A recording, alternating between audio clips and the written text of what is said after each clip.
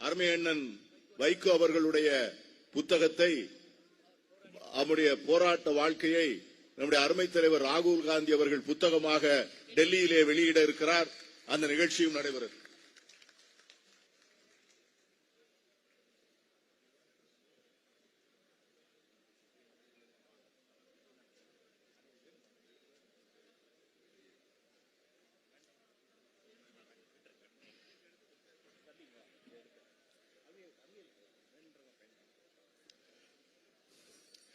கதிர் வெடித்து பிளவு விழ, கடல் குதித்து சூடாற்ற, முழுமைமிகு நிலப்பரப்பின் முதற் பிறப்பு தோன்றிவிட, நதி வருமுன் மணல் தருமுன் முன்தோன்றி பூத்த உயிரணைய தமிழே,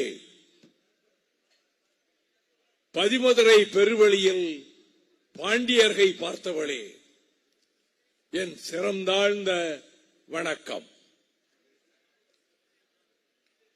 சைதாப்பேட்டையில் முத்துரங்கன் சாலையில் கண்ணு கட்டிய தூரத்துக்கு அப்பாலும் கட்டுக்கடங்காமல் திரண்டிருக்கின்ற தமிழ் பெருமக்களினுடைய மாநாடு நிகழ்த்த கூட்டத்திற்கு தலைமை ஏற்றிருக்கிற தமிழ்நாடு காங்கிரஸ் கமிட்டியினுடைய மதிப்புமிக்க தலைவரும் இந்திய நாடாளுமன்றத்தில் எதிர்கால ஒளிச்சுடராக திகழும் ராகுல் காந்தி அவர்களினுடைய நம்பிக்கைக்குரியவராக போர் முழக்கம் செய்து வருகின்ற என் ஆர்வீர் சகோதரர் மாணிக்கம் தாகூர் அவர்களே, நிகழ்ச்சியை தொகுத்து வழங்கிக் கொண்டிருக்கின்ற தமிழ்நாட்டின் ஈடு இணையற்ற சொற்பொழிவாளரும் சட்டமன்றத்தில் நாடாளுமன்றத்தில் பொன்முத்திரை பதித்தவருமான என் ஆர்வீர் சகோதரர் பீட்டர் அல்போன்ஸ் அவர்களே, தமிழக அரசியல் வரலாற்றில் எவரும் எதிர்பாராத ஆச்சரியகரமான அதிசயம் நிகழ மௌன புரட்சியாக ஜனநாயக புரட்சியை நடத்தி மகத்தான வெற்றியை பெற்று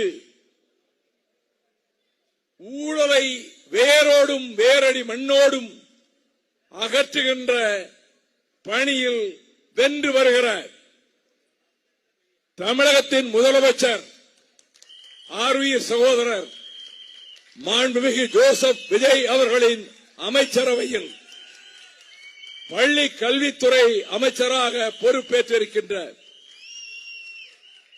என் மதிப்பிற்குரிய சகோதரர் ராஜ்மோகன் அவர்களே, அதே அமைச்சரவையில் சுற்றுலாத்துறை அமைச்சராக இருக்கின்ற அன்புமிக்க ராஜேஷ்குமார் அவர்களே,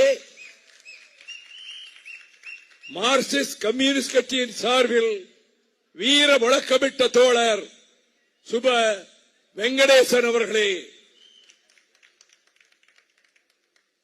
வெண்பனி மூடிய இமய கொடுமுடியில் காஷ்மீர் பள்ளத்தாக்கில் மாநில உரிமைகளுக்காக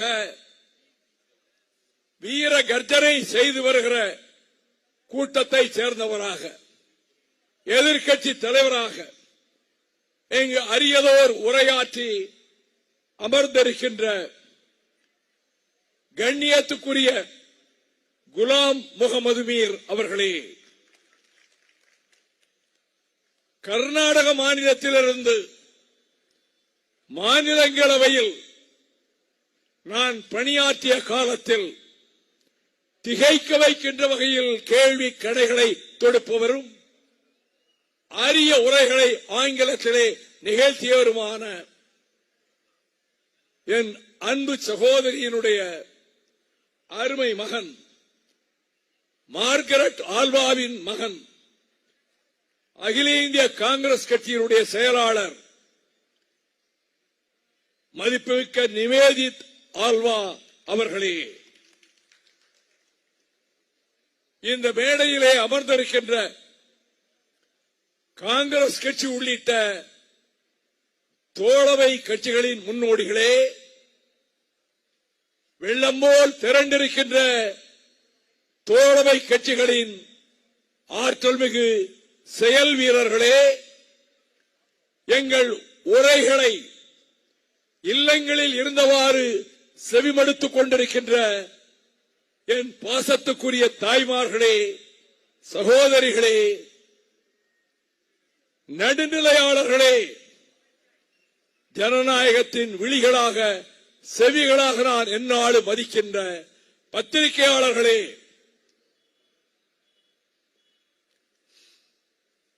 தொலைக்காட்சி ஊடக நண்பர்களே, ஒரு கூட்டணி ஆட்சியில் அங்கம் வகிக்கிற ஒரு கட்சி எப்படி நடந்து கொள்ள வேண்டும் என்பதற்கு இலக்கணம் வகுத்து வருகின்ற இந்திய யூனியன் முஸ்லீம் லீக் இயக்கத்தில் நான் மதிக்கின்ற தலைவர் பேராசிரியர் காதர் மைதீன் அவர்களினுடைய பிரதிநிதியாக இங்கே உரையாற்றிய ராமநாதபுரம் நாடாளுமன்ற உறுப்பினர் கண்ணியத்துக்குரிய நவாஸ்கனி அவர்களே, கூற்றுடன் மேல்வரினும் கூடியதற்கும் ஆற்றல் அதுவே படை என்ற வள்ளுவன் வாய்மொழிக்கு இலக்கணமாக ஈட்டி பாய்ந்தாலும் இமை கொட்டாது மார்பு காட்டுகின்ற வீரர் திருக்கூட்டம்தான் இளைஞர்கள் கூட்டம், வாலிபர்கள் கூட்டம், மாணவர் பட்டாளம் என்பதை கடந்த 29 நாட்களில் இந்திய உபகண்டம் சந்தித்திராத ஒரு மௌன புரட்சியாக, அடக்குமுறைக்கு அஞ்சாத அறிவாக்களின் கூட்டமாக நடத்தி காட்டிய புரட்சி வீரர்களாக நான் மதிக்கின்ற இந்திய உபகண்டம் பூராவிலும் பரவி இருக்கின்ற மாணவ செல்வங்களே, வாலிப சிங்கங்களே, ஐ சல்யூட் யூ. உங்களுக்கு நான் வீர வணக்கம் செலுத்துகிறேன். இந்த தமிழ்நாட்டினுடைய சுற்றுச்சூழலை காப்பாற்றுவதற்காக நாசப்படுத்திக் கொண்டிருக்கின்ற விசைச்செடிகளாக வேலிக்கர் வேலைகளை அகற்ற வேண்டும் என்கின்ற தூய நோக்கத்தோடு 10 நாட்கள் இடைவிடாது அந்த பணியில் நானே ஈடுபட்டதால் என் நுரையீரலும் என் தொண்டையும் மிக கடுமையாக பாதிக்கப்பட்டு கடந்த 20 நாட்களாக எந்த கூட்டத்திலும் பேச இயலாதவனாக இருந்ததால் நான் இக்கூட்டத்திற்கு வர இயலாது, செந்தில் அதிபரை அனுப்பி வைக்கிறேன் என்று சொல்லியும் என் அன்பு சகோதரர் பீட்டர் அல்போன்ஸ், இல்லை அண்ணா, நீங்கள் வரத்தான் வேண்டும், முடியாவிட்டாலும் 5 நிமிடமாவது பேசிவிட்டு போங்கள் என்று அவர் கூறியதை கட்டளையாக ஏற்று நான் உங்கள் முன்னால் நிற்கிறேன். நீட் தேர்வு அடியோடு முற்றிலும் அகற்றப்பட வேண்டும் என்பதுதான் தமிழ்நாட்டின் நிலைப்பாடு, மறுமலர்ச்சி திராவிட முன்னேற்ற கழகத்தின் நிலைப்பாடு. அது முற்றாக அழிக்கப்பட வேண்டும். 2017ஆம் ஆண்டிலே கொண்டு வரப்பட்ட இந்த கொடூரமான நீட் தேர்வு முறையால் இதுவரை 200 பேர் உயிரிழந்திருக்கிறார்கள். உபகண்டம் போராவிலும் தமிழ்நாட்டில் அரியலூர் அனிதா முதல் சென்னை வித்யா வரை 37 பேர் உயிரிழந்திருக்கிறார்கள். உயிரிழந்த அத்தனை பேருக்கும் கேடுகட்ட மத்திய அரசு இழப்பீடு தர வேண்டும். குடும்பத்துக்கு ₹1,00,00,000. இந்த போராட்டத்தில் உயிர் தாக்கப்பட்டவர்களுக்கு மட்டுமல்ல, இந்த நீட் முறையால் உயிரிழந்த குடும்பங்களுக்கு நிதி வழங்க வேண்டியது மோடி அரசினுடைய கடமையாகும். நீட் தேர்வு அவசியமா என்ற கேள்விக்கு கலையரசன் குழு தக்க விளக்கங்களோடு இது சமத்துவத்தை அடியோடு சாய்த்துவிடும் என்று அறிக்கை தந்தார்கள்.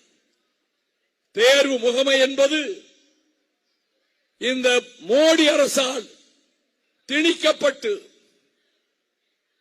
இன்று பல்வேறு ஊழல்களுக்கு ஊற்றுக்கண் ஆகியிருக்கிறது. எவரும் எதிர்பார்க்கவில்லை இப்படி ஒரு கிளர்ச்சி வெடிக்கும் என்று. நான் ஏறத்தாழ 36 ஆண்டுகள் டெல்லி பட்டணத்தில், அதிலும் 30 ஆண்டுகள் நாடாளுமன்ற இரு அவைகளில் நான் பல அனுபவங்களை பெற்றிருக்கிறேன். ஆனால் இம்முறை ஜூலை 20ஆம் நாள் 2026 ஜூலை 20ஆம் நாள் இரத்தக்கரை வடிந்த கோடாக மாறிவிட்டது. அந்த நாளில் நான் தலைநகர் டெல்லியில் இருந்தேன். ஆகஸ்ட் 4ஆம் தேதி என் உரைகள் அடங்கிய நூல் வெளியிடப்படுவதால் அழைப்புதல் கொடுப்பதற்காக கான்ஸ்டிடியூஷன் கிளப்புக்கு என் உயிர் நண்பர் டாக்டர் ஃபரூக் அப்துல்லா மாநில சுயாட்சிக்காக ஒரு கூட்டம் நடத்துகிறேன், நீங்களும் வாருங்கள் என்று சொன்னதால் அந்த கூட்டத்திற்கு சென்றேன். அப்பொழுதுதான் ஜந்தர் மந்தரிலே கலவரம், லட்சக்கணக்கான மாணவர்கள் பட்டணத்து வீதிகளிலே திரண்டு விட்டார்கள். போலீசும் துணை ராணுவமும் கடுமையான தாக்குதலில் ஈடுபட்டிருக்கிறது என்று நான் கேள்விப்பட்டேன். அங்கிருந்து நடந்தே சென்று எங்கெங்கே கிளர்ச்சி நடக்கிறது என்று பார்த்தேன். காரணம், I am a product of 1965 language revolution. 65 மொழி புரட்சியினுடைய வார்ப்புறான். 65 ஜனவரி 25 10 லட்சம் மாணவர்கள் தலைநகரிலே அத்தனை வீதிகளிலும் திரண்டு வந்த போது, சும்மா இருக்கீங்களா, அடிவயிறு வலிக்க முழக்கமிட்டுக் கொண்டு வந்த மாணவர்களில் நானும் ஒருவன். மாணவர் இயக்கத்திலிருந்து நான் அரசியலுக்கு வந்தவன். நான் டெல்லியில் அதை கண்டேன். கண்ணீர் புகை வீசினார்கள். சாக் லத்தீஸ், மின்சாரம் பாய்ச்சப்பட்ட லத்தி கம்புகளால் அடித்தார்கள். அடிக்கின்ற வேளைகளில் அந்த அடிகளை வாங்கிக் கொண்டு மிக திறமைசாலிகள் மாணவர்கள் எப்படி போராட வேண்டும் என்பதை எப்படித்தான் கற்றார்களோ தெரியவில்லை. பின்வாங்குவது போல் பின்வாங்குவது, come back and then strike, பின்வாங்குவது போல் பின்வாங்குவது, சரி போய்விட்டார்கள் முன்னேறி தாக்குவது. இந்த பயிற்சி இவர்களுக்கு எப்படி கிடைத்தது? நான் திடுக்கிட்டு போனேன். அங்கிருந்து மார்க்சிஸ்ட் கம்யூனிஸ்ட் கட்சியின் அகில இந்திய பொதுச் செயலாளர் தோழர் பேபி அவர்களை தொடர்பு கொண்டு உங்களை சந்திக்க வேண்டும் என்று சொன்னேன். அவர் சொன்னார், இதில் தாக்கப்பட்டவர்கள், காயமுற்றவர்கள் பலரை எங்கள் கட்சியின் இன்னொரு அலுவலகமான சுர்ஜித் பவனிலே கொண்டு வந்து வைத்திருக்கிறார்கள். நான் கனாட் பிளேஸிலே சிக்கிக் கொண்டிருக்கிறேன் போக்குவரத்தில், நீங்கள் அங்கே வாருங்கள் என்றார். நான் சுர்ஜித் பவனுக்கு உடனடியாக சென்றேன். சிறிது நேரம் கழித்து தோழர் பேபியும் வந்தார். காயப்பட்டு அடிபட்டிருக்கக்கூடிய அந்த மாணவர்களுக்கு, SFI மாணவர்களுக்கு நான் போய் அவர்களுக்கு அருகில் இருந்து காயப்பட்டவர்களின் தோளை தட்டி கொடுத்து, சபாஸ், சரியாக போராடி இருக்கிறீர்கள், உங்களுக்கு நான் தலைவணங்கி மரியாதை செலுத்துகிறேன், continue your struggle, fight fight fight, போராட்டம் போராட்டம் போராட்டம் என்று இன்னும் தீவிரப்படுத்துங்கள், நாட்டு மக்கள் உங்கள் பின்னால் திரளுவார்கள், finally we will reach success, கடைசியா நீங்கள் ஜெயிப்பீர்கள் என்று அவர்களிடம் சொல்லிவிட்டு, இப்படி ஒரு புரட்சி வரும் என்று மோடி கூட்டம் எதிர்பார்க்கவில்லை. தப்பித்துக் கொண்டார்கள். இன்றைக்கு பேரபாயம் நம்மை சூழும், நம்முடைய அரசை தூக்கி எறிகிற அளவுக்கு எப்படி பிரெஞ்சு தேசத்திலே மாணவர்கள் புரட்சி ஒரு ஆட்சியை தூக்கி எறிந்ததோ, எப்படி கிரேக்க தேசத்திலே கிரீஸில் மாணவர்கள் புரட்சி ஒரு அரசை தூக்கி எறிந்ததோ, எப்படி இந்தோனேசியாவில் மாணவர் கிளர்ச்சி அரசபீடத்தை தகர்த்ததோ, அதே போல இந்தியாவிலும் அந்த நிலைமை வந்துவிடும் என்ற சூழல் புரிந்து கொண்டார்கள். உளவுத்துறை மூலம் புரிந்து கொண்டார்கள், தப்பித்துக் கொண்டார்கள். இன்றைக்கு தர்மேந்திர பிரதான் ராஜினாமா செய்கிறார். பாதிக்கப்பட்டவர்களுக்கு முழு இழப்பீடு கொடுக்கப்படும். இந்த வாக்குறுதிகளை தந்து நம்முடைய கரப்பான் ஜனதா கட்சி இருக்கிறதே, அது திடும் பிரவேசமாக இந்திய அரசியலிலே நுழைந்திருக்கிறது. திடுக்கிட வைக்கிறது, பலருக்கு அச்சமூட்டுகிறது. இந்த நிலையில் நாடாண்டு கொண்டிருக்கக்கூடிய நரேந்திர மோடியின் கூட்டம், அதை இயக்குகின்ற இந்துத்துவ சக்திகள், பாசிச நாசகார சக்திகள் அலகாபாத்திலே 4 ஆண்டுகளுக்கு முன்னாலே ஒரு மாநாட்டை போட்டு தர்ம சன்சத் என்றதற்கு பெயர் சூட்டி 32 பக்கத்தில் ஒரு பிரகடனம் செய்தார்கள். அந்த பிரகடனத்தில் முதல் அறிவிப்பு என்ன தெரியுமா? இனி இந்தியா என்ற பெயர் இந்த நாட்டுக்கு கிடையாது, பாரத் என்றுதான் அழைக்க வேண்டும். இனி இந்த நாட்டில் முஸ்லிம்களுக்கு ஓட்டுரிமை கிடையாது. இனி இந்த நாட்டில் கிறிஸ்தவர்களுக்கு ஓட்டுரிமை கிடையாது. இனி இந்த நாட்டில் சமஸ்கிருதம் இந்தியை தவிர எந்த மொழியும் கிடையாது. இப்படிப்பட்ட ஒரு பிரகடனத்தை செய்ய வைத்து பின்னணியில் இருந்து இயக்குகின்ற கோட்சேயின் கூட்டம், உத்தமர் காந்தியடிகளை பலியிட்டார்களே அந்த கொடியவர்களின் வழிவந்த கூட்டம், இந்த உபகண்டத்தில் தங்கள் சர்வாதிகாரத்தின் மூலம் ஜனநாயகத்தை அளித்து நாடாளுமன்ற உறுப்பினர்கள் எண்ணிக்கையை 835 உயர்த்தி தேசிய இனங்களை எல்லாம் வேரோடு கருவறுத்து, India is not a one nation, one nationality. We never agree. This Indian subcontinent consists of so many nationalities. Tamil nationality, Malayalam nationality, Bengal nationality, Punjab nationality, Marath nationality. இப்படிப்பட்ட தேசிய இனங்களை கொண்டு பிரிட்டிஷ்காரனுடைய துப்பாக்கி ரத்திக்கம்பால் ஒரு நாடு என்று அறிவிக்கப்பட்டதுதான் இந்த உபகண்டம். ஒரு நாடாக வெள்ளையன் வருவதற்கு முன்பு இந்தியா இருந்ததில்லை. குப்தர்கள் காலத்திலும் இல்லை, மௌரியர்கள் காலத்திலும் இல்லை, அக்பர் காலத்திலும் இல்லை, அவுரங்கசீப் காலத்திலும் இல்லை. இதற்கு பிறகுதான் இது ஒரு வரைபடத்தில் ஒரு நாடு என்று ஆக்கப்பட்டது. அந்த கொளுத்த உணர்வோடு எல்லாவற்றையும் திணித்து விடலாம் நினைக்கிறீர்களே. கல்வி மாநில பட்டியலிலே இருந்தது. நெருக்கடி காலத்தில் அது பொது பட்டியலுக்கு மாற்றப்பட்டது. மர்டர் ஆஃப் டெமோக்ரசி, ஜனநாயக படுகொலை. We demand the education again should be returned back to the state list. பொது பட்டியலிலிருந்து மாநில பட்டியலுக்கு அது மீண்டும் கொண்டு வரப்பட வேண்டும். இவர்கள் போகிற போக்கில் இவர்கள் அடுத்து இதைவிட மிருகத்தரமான மெஜாரிட்டியை பெற்று விடுவார்கள். சிறுபான்மை மக்களை சிதைத்து விடுவார்கள்.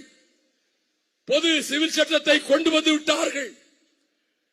இனி சிறுபான்மை மக்கள் இங்கு நிம்மதியாக வாழ முடியாது என்று பலரும் அஞ்சிக் கொண்டிருக்கிற நேரத்தில் கல்புர்கி போன்றவர்களை படுகொலை செய்தார்களே, அந்த கொலைகார கூட்டம் எதிர்காலத்தில் 400 எம்பிக்கள் கூட பெற்று விடுவார்கள்.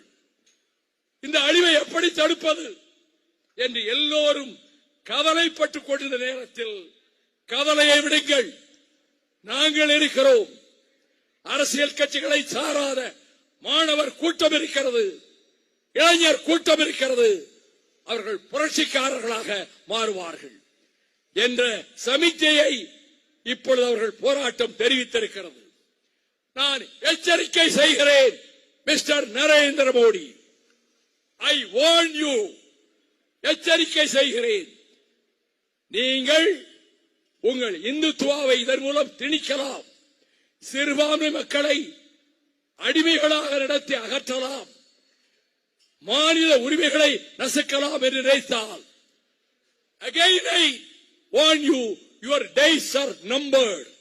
உங்கள் நாட்கள் எண்ணப்பட்டுவிடும், தூக்கி எறியப்படுவீர்கள். அடுத்த பொது தேர்தலுக்கு முன்னாகவே இனி ஒரு புரட்சி வெடிக்கும். அதை முன்னெடுத்து செல்லுகிறவர்கள் யார்? அரசியல் கட்சிகள் அல்ல, எதிலும் சாராத மாணவர்கள், வாலிபர்கள், அவர்களை ஆதரிக்கின்ற அரசியல் கட்சிகள். அந்த வகையில் நான் இதை ஆதரிக்கிற கட்சிகளுக்கெல்லாம் வாழ்த்து சொல்லுகிறேன். தமிழக வெற்றிக் கழகத்திற்கு நான் வாழ்த்து சொல்லுகிறேன். நீங்கள் இந்த நிலைப்பாட்டை எடுத்துத்தான் நீட் பிரச்சனையில் மத்திய அரசுக்கு எதிரான போர்க்கொடியை நீங்கள் உயர்த்தியிருக்கிறீர்கள்.